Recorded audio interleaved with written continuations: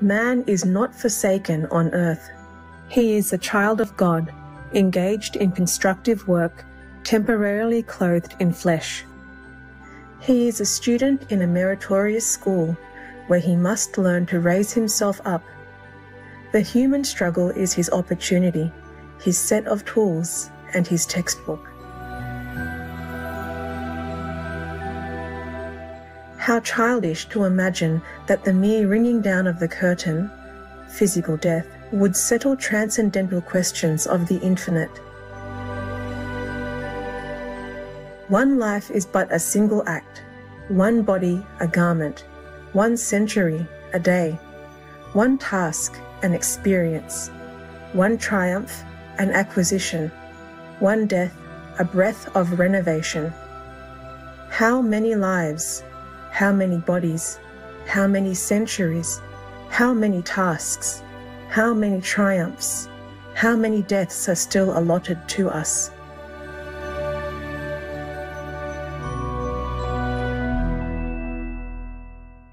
These astounding messages from the spirits via a human medium convey the message of Spiritism. Spiritism emerged in the mid-19th century through the findings and philosophy of French educator Hippolyte Léon Denisard Rivail, also known by the pen name Allan Kardec. Contemporaries of Allan Kardec included Spiritist philosopher Leon Denis and renowned author Sir Arthur Conan Doyle. According to the principles of Spiritism, God is the supreme intelligence, eternal and all good. The human soul, while destined for ultimate perfection, must undergo successive incarnations of spiritual progress based on effort. Thus, the Spiritist's goal is to explore the nature, origin, and destiny of the soul, often through afterlife communication as conveyed via a human medium. These afterlife insights, including an understanding of the soul's immortality, have been transcribed into Spiritist books. One such volume is No Solar, or Astral City, conveyed by Spirit André Louise through Spiritist medium Francisco Cândido Xavier. Francisco Cândido Xavier was a Brazilian philanthropist who co-authored more than 400 books, donating all proceeds to charity. One of his more famous works, Astral City, describes a spiritual society as stated from the afterlife by former medical doctor André Louise.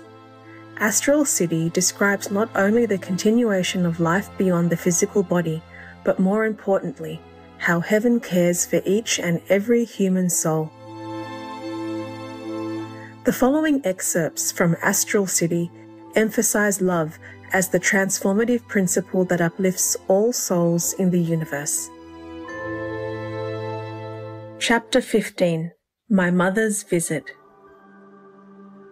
Following Clarence's advice, I tried hard to restore my strength in order to start my apprenticeship as soon as possible.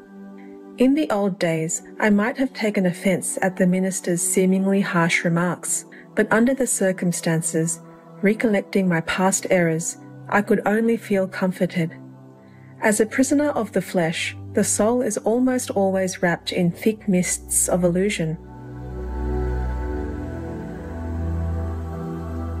Only now did I realize that an earthly life cannot be lived thoughtlessly. The real importance of an incarnation loomed clearly before my eyes. Remembering all the opportunities I had wasted, I recognized that Clarence had plenty of reason to have spoken to me as he had. I spent many days immersed in contemplation, although I refrained from asking for any more concessions. Deep in my heart, I longed to visit my earthly home. The benefactors of the Ministry of Assistance had been extremely generous to me and seemed to follow all of my thoughts. Therefore, if they did not spontaneously grant such a wish, it must be because the time had not yet come for it. Thus I held my peace, resigned, though somewhat wistful. Lysias did his best to cheer me up with his lively conversation and encouraging remarks. But I was going through that phase of spiritual retreat when a man retires within himself to face his innermost conscience. One day, however, my attendant came into my room and exclaimed, "Guess who has come to see you?" Lysias's smiling face and sparkling eyes gave him away. "My mother!" I exclaimed confidently. Stunned with joy, I saw my mother approaching with outstretched arms. my child, come into my arms, my dear one." I cannot describe what happened then. All of a sudden, I felt like the little boy who used to play in the rain, barefoot in the sandy soil of our garden. In that sacred and joyful moment, I held her tenderly in my arms until even our tears blended. I cannot say how long we remained that way, but at last she broke the enchantment. Now, my boy, don't give free rein to your emotions. You know that even excessive happiness taxes the heart. You are still weak. Do not waste your energy." Instead of carrying my dear old mother in my arms, as I had done in the last weeks of her passage on earth, it was she who dried my tears and led me to the couch. I sat down beside her and laid my head tenderly on her knees. She stroked my hair gently, recounting precious memories. I felt at that moment that I was the happiest of men. I had the impression of being anchored in the safest of harbours after a hard struggle on the stormy seas.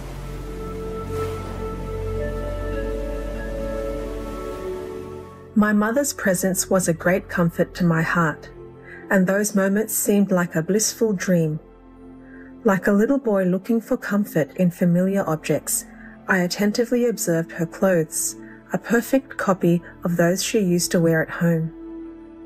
I recognized the dark dress, the blue shawl, the stockings. I gazed at her small head crowned with snow-white hair, at the wrinkles on her face, at her invariably sweet and calm expression. Speechless and trembling with joy, I stroked her hands while she, stronger than I, spoke serenely. "The Lord never forgets us, my child. We shall never be able to thank Him for all His kindness. How long our separation has been, but you mustn't think that I had forgotten you. Sometimes Providence parts us temporarily so that we may learn divine love." Feeling that her affection was the same as ever, I began to recall again the sting of old grievances. Oh, how difficult it is to get rid of earthly residues. How heavy is the burden of centuries of imperfections. Clarence had often exhorted me to refrain from lamenting. Lysias, too, had spared me his warnings. Yet now, resting in my mother's arms, all my old wounds seemed to bleed again. I started to bitterly recall my past sufferings, and my tears of joy gave way to those of self-pity. I did not realize then that her visit was not to be taken simply for the gratification of my whims, but as one more blessing from divine mercy. Relapsing into my old habit of making my mother the patient victim of my endless grievances, I now began to painfully recount all my past tribulations. On earth, mothers are often merely slaves in their children's eyes. Very rare are those who realize the value of their mother's devotion before being deprived of it. I had been no exception. My mother listened in silence, her face clouded by an expression of indescribable sadness.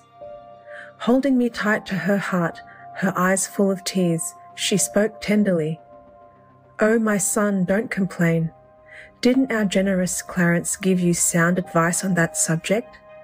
Let's be thankful to our Father for this blessed meeting. Let's never forget we are now in a different school, learning to become true children of God."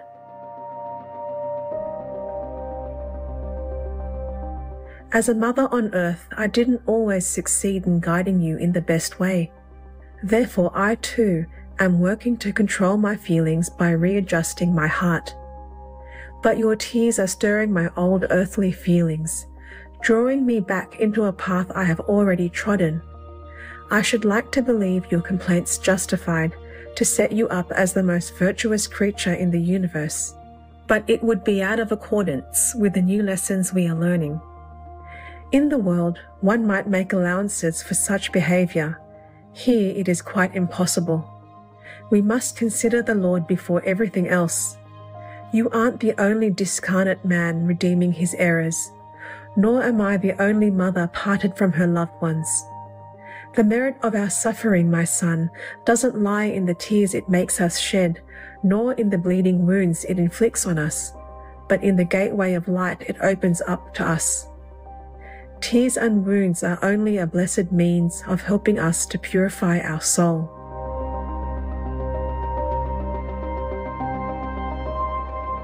After a prolonged pause, during which my conscience addressed me firmly, she resumed, "Why not enjoy these fleeting moments in the sunshine of love, instead of wasting them in the shadows of unhappiness?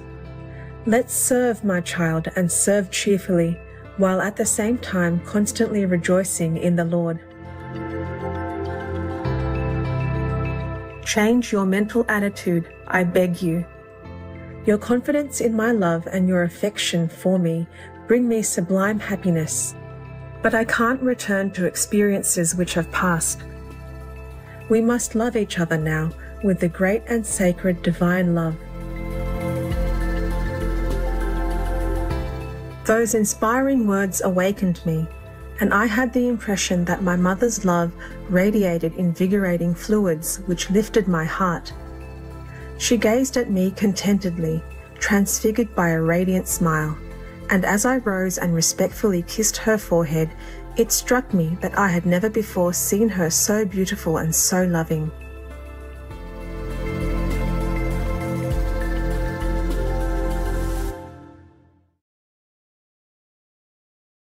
If you don't want to be beaten, imprisoned, mutilated, killed, or tortured, then you shouldn't condone such behavior towards anyone, be they human or not.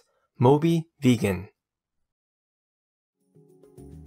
Gentle viewers, thank you for your company today for Words of Wisdom.